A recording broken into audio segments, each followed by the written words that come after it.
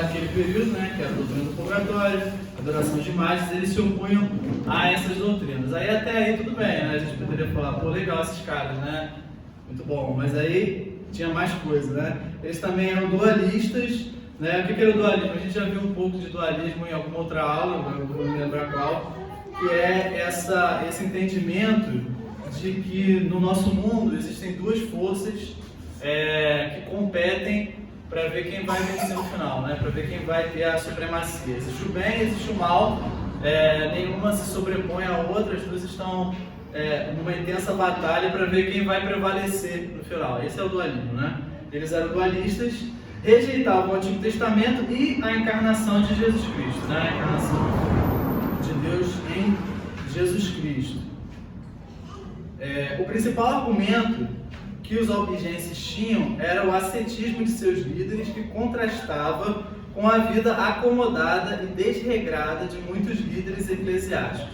Então, por que esses homens eles adquiriram essa proeminência tão grande e conseguiram tantos adeptos? Foram muitos adeptos, né? Por que eles se espalharam tão rapidamente? Justamente porque as pessoas daquele período viam que a vida que o clero levava contrastava justamente com a fé cristã, certo? Eles viviam uma vida desregrada, uma vida imoral, muitas vezes, de intenso escândalos, né? Com graves escândalos morais. E aí, esses albigenses, eles eram ascetas, né? Eles tinham essa vida de rigidez moral, eles incentivavam a pobreza, né? Como uma virtude. E isso contrastava, né? Toda essa rigidez, esse puritanismo, né? Colocando entre aspas, né? Contrastava justamente com essa vida desregrada e imoral que o clero levava, certo? Então, por isso, esse foi um dos principais motivos deles terem adquirido tanta proeminência nesse período.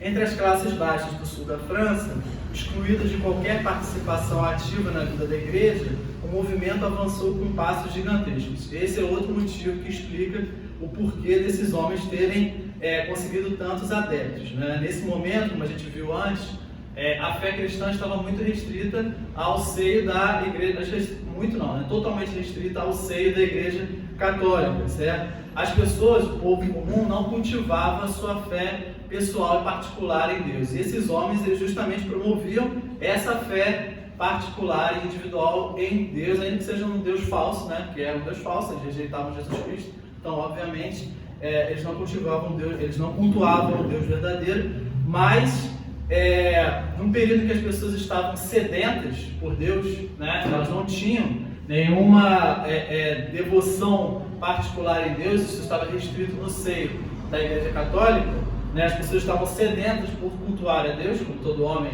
né, está. Esses homens iam de aldeia em aldeia, pregando e espalhando, distribuindo o Novo Testamento e incentivando a devoção individual de cada um. Então, por isso eles conseguiram tantos adeptos, né? Eles eram do povão, né? Eles eram das massas. O Papa Inocêncio III, em 1208, mobilizou uma cruzada contra eles e a seita foi dissolvida com o assassinato de quase toda a população da região, tanto a católica quanto a considerada herética, né? A gente viu um pouquinho sobre as cruzadas antes, né? E as cruzadas no começo, elas foram esses empreendimentos militares contra ameaças externas à fé cristã. Só que depois, esse ideal das cruzadas foi cada vez mais se desvirtuando, né? E as cruzadas passaram a ser qualquer guerra que era convocada pelo Papa. Qualquer guerra convocada pelo Papa tinha seu nome de cruzadas. Então, esse Papa aí, Inocêncio III, mobiliza essa cruzada contra esses cátaros e ele basicamente extermina toda a população desse sul da França, inclusive católicos. Não só esses hereges, mas os católicos também. Eles promovem um massacre e matam todo mundo, né? Basicamente. E aí essa seita, ela é dissolvida, né? Mas é um ponto de reflexão interessante para a gente ter, justamente ter em mente como o distanciamento do cristianismo verdadeiro e a restrição do culto a Deus sendo limitada só dentro do seio da Igreja Católica motivou que essa heresia crescesse, né? Então, basicamente, a Igreja Católica tem uma culpa justamente nesse crescimento dessa heresia, certo? Pois não se incentivava a fé pessoal de cada um, que fosse cultivada, né? Que fosse colocada em prática. Então esses foram os cátaros. E depois aqui nós temos também esses valdenses, né? Quem foram esses valdenses? A história do movimento. Os valdenses apareceram na mesma época que os cátaros, em 1170, com Pedro Valdo, um comerciante de Lyon, também na França, que lia, explicava e distribuía as escrituras, com as quais contestava os costumes e as doutrinas dos católicos romanos. Pedro fundou uma ordem de evangelistas, os pobres de Lyon, que pregavam por toda a França, ganhando adeptos. Também eram pessoas também que eles não tinham essas crenças estranhas dos cátaros, né? Eles basicamente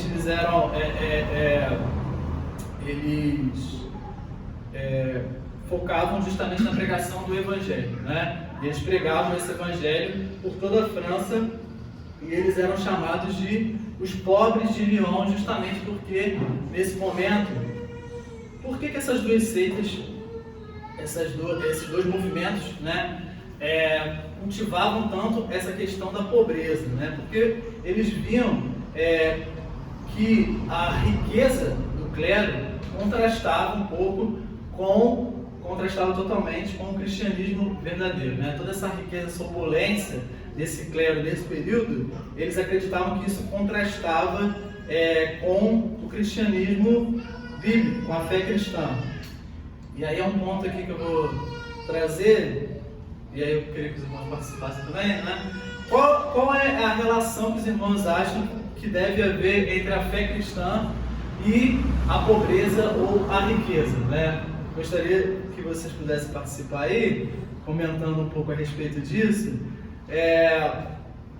A fé cristã, ela deve incentivar a pobreza ou a riqueza não contrasta com a fé? Qual é essa relação aí que pode ser estabelecida entre a fé e a riqueza e a pobreza? Eu gostaria que vocês pudessem participar. É pergunta leve, né? Só para aquecer. Se alguém puder participar, se alguém puder falar alguma coisa aí. Acho que a primeira coisa é que o dinheiro não deve ser o seu senhor, né? Sim. Isso a Bíblia deixa muito claro. Mas eu acho que essa questão de incentivar ou dar uma ênfase muito grande na pobreza, acho que também não é bíblico, né? Tipo, porque a Bíblia também fala que o homem deve trabalhar, conseguir seu sustento, né? Então deve haver um equilíbrio, né?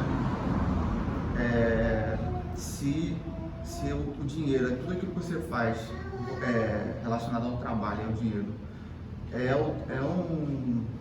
o teu Deus, é o teu ídolo, então isso aí está totalmente fora, está errado, né? Então acho que também existe o outro lado, o cara que está pensando, autocomiseração, né? O tempo todo estando nessa situação de pobreza ou sei lá, incentivando ou se comiserando, né? Como se ele fosse um coitado e tudo mais. Então acho que existem os dois extremos, né? Sim. O cara que é pobre e acha que não pode ter coisa nessa vida, né? Uhum. E o outro também que tem muita coisa e acaba se desfazendo do Deus dele, acredita que muitas das vezes ele não precisa de mais nada. Que o dinheiro ali pode prometer todas as coisas que ele pode conseguir. Né? Sim. Alguém mais? O Vitor falou sobre a adoração, quanto você pode pecar quebrando o terceiro mandamento, que é não dizer o nome de Deus em vão, no culto, por conta do seu coração inclinado, por conta da sua falta de reverência e humilhação diante de Deus. E às vezes a gente faz essa relação do coração, que deve ser humilde, quanto mesmo, quanto quando o Senhor é quem transforma, né? Jesus fala, quando ele fala aquela passagem muito famosa, né? Que fala que o rico dificilmente ele quer entrar no reino dos Sim, céus. essa é clássica, né? E aí os discípulos perguntam, mas então quem vai conseguir entrar no reino dos céus? E Jesus fala que ao homem isso é impossível, mas para Deus tudo é possível. Isso mostra que a salvação vem de Deus. Sim. E de que não tem como, pela quantidade de dinheiro que é o material, você distinguir isso. Uhum. Então, você quer cortar, então você é humilde. A Bíblia fala muito sobre isso, né? Sobre a pobreza, mas em nenhum momento fala que o cristão tem que ser pobre. Sim. Exato. Eu acho que a gente está falando de igreja católica, a igreja católica usou muito isso para poder controlar o povo, né? Deixar os pobres numa situação confortável, que é o de fé, né? Para não se rebelarem contra as igrejas, né? E em contrapartida, tirava lucro de quem tinha terras, de quem tinha dinheiro, né? Então, para a Igreja Católica foi muito confortável manter essa situação. Mas a Bíblia fala que ao estiver o seu coração, aí vai estar o seu tesouro, né? E se a gente pensar, em nenhum momento a Bíblia fala em não ser rico protegido. Abraão era rico, né? Jacó era rico, Jó, era antes da. Né? Então, agora, o problema é você não estar pegado, é você abrir mão. Se a gente pensar de ensino, Mateus tinha uma vida confortável. Eu passo pelos judeus na época ali, ele tinha uma vida confortável, ele abriu mão daquilo ali. Lucas era médico. Então, assim, até o coração de Jesus, sair da sua zona de conforto, o coração deles, o tesouro deles não estava no dinheiro. Essa lição aí. Eu acho que deve haver, justamente, né, o que todos os irmãos falaram, com todas as contribuições, deve haver essa questão do equilíbrio, né? Porque essa visão de que o pobre ele é dotado de uma virtude maior só pelo fato de ser pobre, isso é uma visão marxista, né? Isso não é cristão, certo? Lógico, o pobre tem uma tentação a menos que é o dinheiro, né? Pelo menos nisso ele não vai ser tentado, mas ele pode ser tentado em outras coisas também. E quando a gente pega esse trecho aí de Jesus falando, a gente tem que ter em mente justamente o que vem depois desse trecho, né? Que é o que o irmão colocou, né? E quem entrar no reino dos céus? Para o homem isso é impossível. Não é só para o rico, para o pobre também, certo? Porque a gente pega só esse trecho, como alguns pegam e pintam Jesus de marxista, né? Pega só esse trecho e mostra, tá vendo? Para o rico é impossível entrar no reino dos céus, mas para o pobre também, certo? Mas para Deus nada é impossível, certo? Então a gente deve ter esse equilíbrio, certo? De não achar que a pobreza em si faz com que o homem seja virtuoso, o homem se aproxime de Deus, certo? Isso não é bíblico.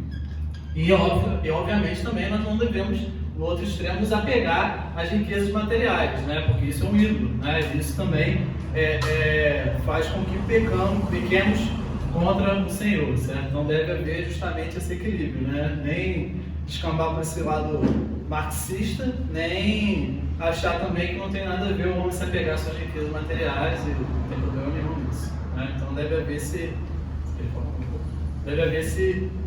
equilíbrio, certo?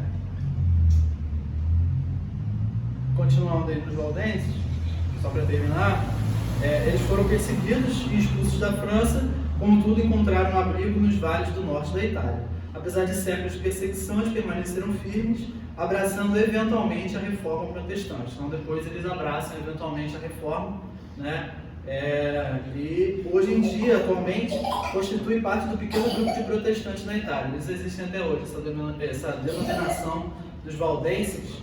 Óbvio que não com essa ênfase na pobreza, mas existe enquanto denominação até hoje em algumas partes da Itália. Beleza, continuando aqui. Agora a gente vai ver um pouquinho sobre, já entrando agora, né? Porque esses dois movimentos que nós vimos, esses cátolicos e esses valdenses, eles são de um período bem antes da Reforma, né? 1170, são quase 400 anos antes da Reforma Protestante. Agora a gente vai ver um pouquinho adiante, né? Pulando aí uns 150 anos, a figura desse homem aqui, John Wycliffe, né? Quem foi, acho que a maioria deve ter ouvido falar um pouco sobre ele, né? Mas a gente vai ver um pouquinho e tentar trazer alguns pontos também de reflexão para hoje também. Quem foi o John Wycliffe? Beleza, ele nasceu em 1320 no condado de Yorkshire, Inglaterra, né? Era inglês, né? Começou sua vida acadêmica cedo, indo estudar na Universidade de Oxford, que naquele tempo era a principal de toda a Europa. Depois ele se torna professor também nessa universidade, né? Ele inicia um movimento a favor da reforma eclesiástica na Inglaterra. Atacava os frades mendicantes e o sistema monástico. Escreveu contra a doutrina da transubstanciação, considerando o pão e o vinho meros símbolos. A doutrina da transubstanciação, né, meus irmãos? Acho que eu já comentei um pouquinho sobre isso, né? Que é a doutrina católica que crê que o corpo e o sangue de Cristo ali na ceia são literalmente o corpo e o sangue de Cristo, né? O pão e o vinho literalmente se transformam no corpo e no sangue de Cristo. Então, o John Wycliffe também ataca essa doutrina da transubstanciação, considerando o pão e o vinho como meros símbolos.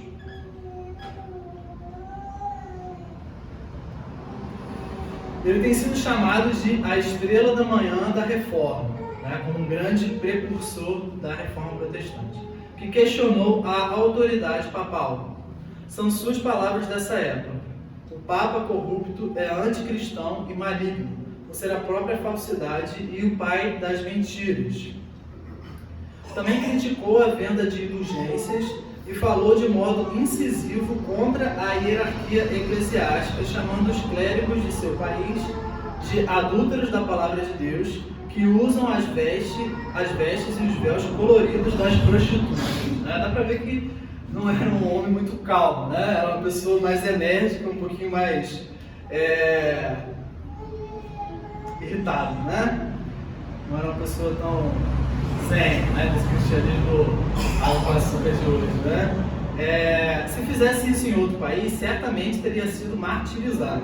Contudo, na Inglaterra, era protegido pelos nobres mais influentes.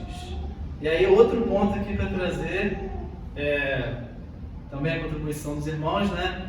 Ele era protegido pelos nobres mais influentes. Por que isso? Né? E aí isso traz um pouquinho à tona a crítica que se faz, que muitos adversários da fé cristã fazem, né? De que a reforma protestante ela não foi nada mais do que um movimento político e econômico, certo? Foi motivado por razões políticas e econômicas. Ora, por que esses nobres iam proteger esse cara que estava falando justamente contra o catolicismo, que era tão poderoso naquele período, né? Que seria um aliado tão poderoso naquele período? Muitos desses nobres realmente estavam fazendo isso por razões políticas e econômicas, né? E eu gostaria que, se alguém, né, quiser contribuir, né, trazer um pouquinho para a contribuição dos irmãos. Será que é legítima essa crítica de que a reforma protestante ela não foi nada mais do que um movimento político e econômico? E aí, gostaria que alguém, se alguém quiser contribuir aí, alguma coisa. Ok. Acho que a questão da providência, né? Você entende a providência, né? Eu acho que é injusto, não somente injusto, também outras palavras que poderia usar, palavras mais enérgicas, mas é injusto porque se a gente usar esse argumento que os católicos, os romanistas utilizam para ir contra a reforma protestante, esse mesmo argumento pode ser utilizado um milênio antes, ou mais de um milênio antes, com Constantino. Sim. É isso. É o mesmo argumento. Se a gente vai utilizar essa raiz argumentativa, a gente vai falar: o nascedor do romanismo em Constantino, também é a mesma coisa. Constantino queria o Império unificado e nada melhor do que, né, eu estou bem balizando só para contra-argumentação, né? E nada melhor do que você ter uma igreja unificada. Uma igreja unificada tem um maior domínio. Logo, o catolicismo ele rui por conta disso. Mas é claro que tudo isso aí é só sofisma argumentativo, né? É só sofisma argumentativo, porque a gente sabe que na providência divina, Constantino teve a sua importância, né? Constantino foi alguém que, depois dele, a Europa muda, né? Ele foi utilizado, assim como outros reis que você trouxe aqui. E, no caso da reforma protestante, é engraçado que quando eles vão falar, por exemplo, os católicos, da motivação católica no país, eles vão dizer que não tem nenhum viés econômico, né? É tudo da providência, né? Mas quando eles veem nobres aderindo à reforma protestante, é só viés econômico. Sim. E jamais o coração O interesse realmente em seguir a Deus, né? porque eles acreditam também que é aquela questão, se o nobre tem interesse por algum viés teológico, é por interesse puramente político. E, querendo ou não, a reforma protestante, a Bíblia, ela vai totalmente contra a estrutura política do final da Idade Média. Então, com certeza, o absolutismo, tudo isso, quando a gente é reformado, a gente não pode definir essas coisas. A irmã, eu vou falar mal ali. Eu ia falar que, historicamente, qualquer movimento que tenha um teor, assim, um poder simbólico de mudar alguma coisa, vai ser apropriado por inclinações políticas e econômicas também. Como agora que a gente tem o conservadorismo contra o progressismo. O conservadorismo se apoia totalmente no cristianismo, mas não tem nenhuma cara de ser puramente cristão, entendeu? É totalmente deturpado, mas se apoia nisso. Então é um perigo, né? Como é um perigo colocar o nosso coração nas riquezas, é um perigo colocar o nosso coração em qualquer movimento histórico. Sim. Eu acho que, na verdade, sim, realmente a reforma protestante foi também um movimento político, mas isso não deslegitima a reforma protestante. Acho que há um entendimento errado, às vezes, na questão da providência, né? A gente vê isso nas Escrituras, como Deus o tempo todo se utiliza de homens com propósitos egoístas também, propósitos exclusivamente políticos, para o bem, certo? Para a edificação da igreja, para o crescimento do seu reino. Então não tem nenhum problema em dizer que muitas pessoas que se envolveram, não esses homens, né? Esses homens não, né? Esses homens que se levantaram a favor dessas reformas eclesiásticas, né? O Wycliffe, o Hus, baseado nos escritos do que se tem deles, não se pode falar que as motivações deles eram políticas. Mas muitos nobres, talvez, que apoiaram esses regimes, obviamente tinham inclinações políticas. Mas isso não deslegitima a reforma. Deus pode muito bem ter utilizado desses homens, como se utilizou de Constantino, quando ele ainda era pagão, para justamente abençoar a sua igreja. Isso não tem problema a gente afirmar esse tipo de coisa. Acho que há esse entendimento errado do que é a providência, né? Deus providencialmente, ele governa todas as coisas. Ele não governa só aqueles que estão com a motivação correta no coração. Ele governa também aqueles que têm seus propósitos egoístas, né? Mas ele se utiliza desse mal, né? Ele faz e torna o mal em bem, certo? Então, isso é a providência, certo? Então, mesmo que tenha, obviamente, foi um movimento também político, né? Mas, na sua providência, Deus guiou tudo isso para um propósito bom, para a edificação da sua igreja, para o crescimento do seu reino e a expansão do Evangelho, certo? Então, não há nenhum problema em dizer que houve também as suas inclinações, muitos nobres ali, tinham as suas inclinações políticas e econômicas e tudo mais, né? Isso não tem nenhum problema em dizer isso. Gustavo, Oi. acho que às vezes também o que acontece é que os cristãos, né, modernos e pós-modernos, eles fazem uma leitura da fé, eles olham a fé, né, como um conjunto de doutrinas e tudo mais muito pietista, né? No sentido da fé doméstica, tem uma perspectiva de fé doméstica. Então, quando você olha realmente a estrutura bíblica, que é a palavra de Deus e a leitura dela é na realidade de Deus, de toda a criação, aí você vai ter o aspecto econômico, o aspecto político, né, o aspecto familiar, o aspecto de educação, tem várias esferas, né, dessa criação. É impossível você ter uma reforma protestante, né, ou seja, uma leitura correta da Sagrada Escritura, se você não tem esses efeitos para fora da igreja. Então, eu vejo que essa consequência política e econômica demonstra, na verdade, a genuinidade da reforma, no sentido de que a palavra de Deus, quando ela não é sufocada, ela vai trazer mudanças externas às quatro paredes da igreja também, né? Além da igreja. Então, não tem como você falar em reforma protestante, falar em mudanças de cosmovisão partindo das escrituras e você não ter uma mudança econômica e nem política naquela época, né? Os próprios avivamentos são julgados assim, né? A genuinidade dos avivamentos é como ele se deu para fora das quatro paredes da igreja. Exato, com certeza. Continuando aqui, né? Aí, mesmo depois que algumas de suas doutrinas, as doutrinas do Wycliffe, né, foram condenadas, ainda assim lhe foi permitido voltar à sua paróquia em Lutherhof e continuar como clérigo sem ser molestado. Então, justamente pelo fato de ele ser protegido por pessoas poderosas, né, ele não foi atacado diretamente, né? As suas doutrinas foram condenadas, mas ele continuou podendo exercer a sua atividade pastoral na sua paróquia sem ser molestado. E continuando aqui, esse que é o principal legado, né, do John Wycliffe, que é justamente a tradução da Bíblia, né? Porque nessa paróquia, quando ele retorna, o Wycliffe e alguns de seus antigos alunos completaram a tradução do Novo Testamento por volta de 1380 e a do Antigo Testamento em 1382. Então, é a primeira tradução para o inglês das Escrituras, certo?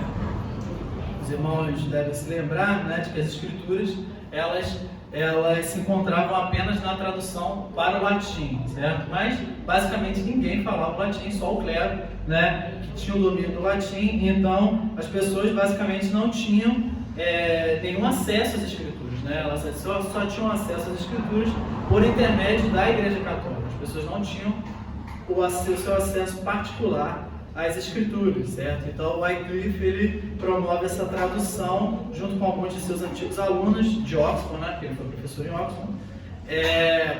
Promove essa tradução do Novo Testamento em 1380 e um outro aluno seu ajuda a terminar essa tradução do Antigo Testamento em 1382. Wycliffe e seus companheiros, por não conhecerem o hebraico e o grego originais, traduziram o texto do latim para o inglês, usando a tradução latina de Jerônimo, né? Então não foi ainda uma tradução direta do original, certo? Foi a tradução da tradução. Eles utilizaram justamente a tradução latina de Jerônimo, né, que foi o tradutor da Bíblia do latim. Eles se utilizaram dessa tradução e fizeram uma tradução para o inglês dessa tradução do latim. Outro amigo, John Purvey, continuou a obra iniciada, lançando em 1388 uma revisão da tradução. Esse homem, John Purvey, que foi um amigo de Wycliffe, que era um grande erudito, ele dá uma revisada, né, dá uma melhorada na tradução. E aí essa tradução foi a que circulou durante muito tempo por toda a Inglaterra. Wycliffe continuou escrevendo até sofrer um derrame cerebral que ocorreu enquanto conduzia um culto em 28 de dezembro de 1384. Então ele falece basicamente 2 anos depois de terminada a tradução do Antigo Testamento e antes de ser terminada essa revisão da tradução, né? Ele falece em 1384. Pulou aqui, botei uma palavrinha aqui, né? Vou demitir o cara que fez esse slide, né? Sua obra, né? Sua influência continuou tão forte que seus ensinos foram formalmente condenados no Concílio de Constança, ocorrido em 1414, né? Ou seja, 30 anos depois do seu falecimento. Ocorrido entre 1414 e 1418, 30 anos mais tarde. Ordens foram dadas para que seus escritos fossem destruídos. Exumaram seus ossos, queimaram-nos e jogaram as cinzas em um rio. O cara já estava